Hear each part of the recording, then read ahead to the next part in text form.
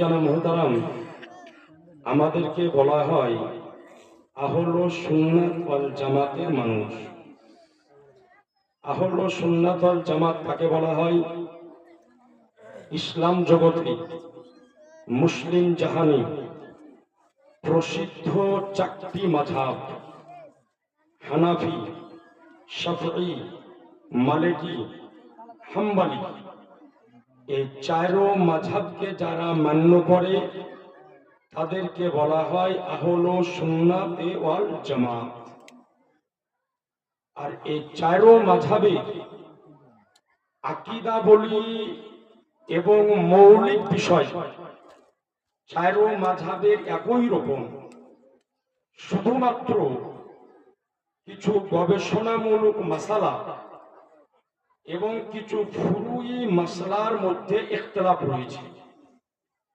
কিন্তু যেটা আকীদা এবং মৌলিক বিষয়, এই বিষয়ে চারো মাযহাবের ইমামগণ সকলেরই আকাইদ হলো একই রকম। এই আহলে সুন্নাত ওয়াল জামাতের মধ্যে আমাদেরকে বলা হয় হানাফি। কেন বলা হয়? জগৎ বিখ্যাত ইমাম, বিখ্যাত তাবেঈ, ফিকহ শাস্ত্রের জনক, ইমামুল আইম্মা, কাশফুল উম্মাহ, সিরাজুল উম্মাহ, হযরতে নু'মান ইবনে সাবিত, ইমামে আজম আবু হানিফা রাদিয়াল্লাহু তাআলা আনহু মাসলার অনুসারী অনুগামী, এই জন্য আমাদেরকে বলা হয় হানাফি। আহলে সুন্নাত ওয়াল জামাতেরই সংক্ষিপ্ত নাম হলো সুন্নি মুসলমান। এই আহলে সুন্নাত ওয়াল জামাত ব্যতিরেকে বর্তমান সময় যতগুলি নতুনত্ব নাম দিয়ে একাধিক দল এবং পদ এবং মতে আবির্ভাব ঘটেছে, প্রত্যেকটা দল এবং পদ এবং মত হল পথভ্রষ্ট, বেদাতি এবং গুমরাহি পথ।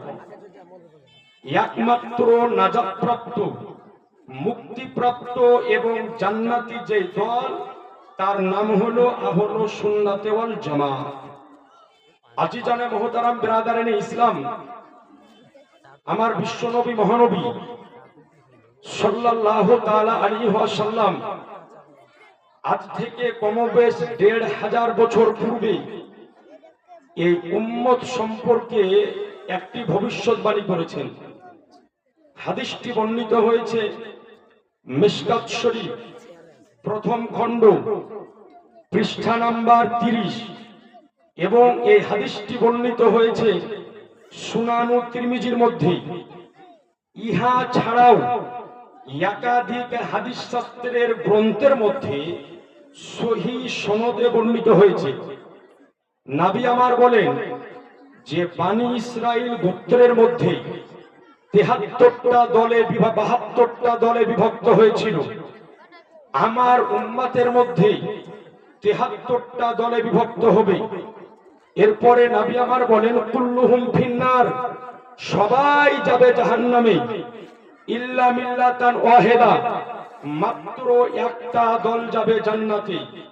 তো সাহাবায়ে কেরাম জিজ্ঞাসা করলেন, ক্বালু মান হিয়া রাসূলুল্লাহ, যেই দলটি নাজাতপ্রাপ্ত, যেই দলটি মুক্তিপ্রাপ্ত, যেই দলটি জান্নাতি, তার পেহচান কি হবে, তার পরিচয় কি হবে, তাকে কেমন করে চিনব?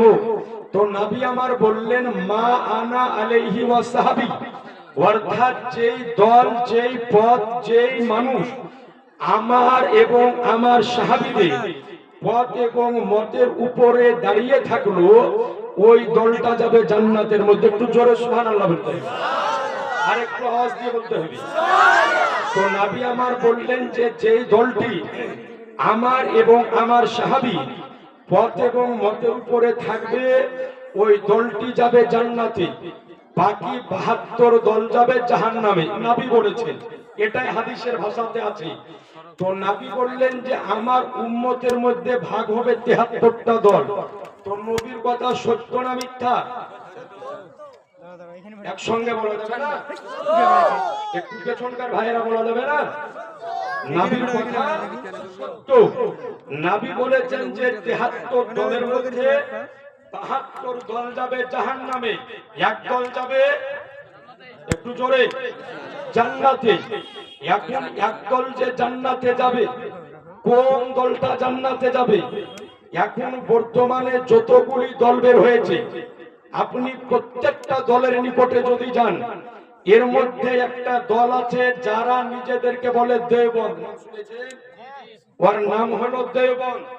ওকে যাওয়ার পরে জিজ্ঞাসা করেন যে হ্যাঁ গো, নবী বলেছেন 73 দলের মধ্যে একটা দল জান্নাতে যাবে, ওই দলটা কে? ও বলবে যে ওটাই হলাম আমরা। এরপরে আরেকটা দল আছে যাদেরকে বলা হয় হাড়ি বহা দল, এর নাম হলো তবলিগ জামাত। নাম শুনেছেন? তবলিগ জামাত। ওর নাম হলো তবলিগ জামাত। এই তবলিগ জামাতের তৈরি আমার নবী করেননি।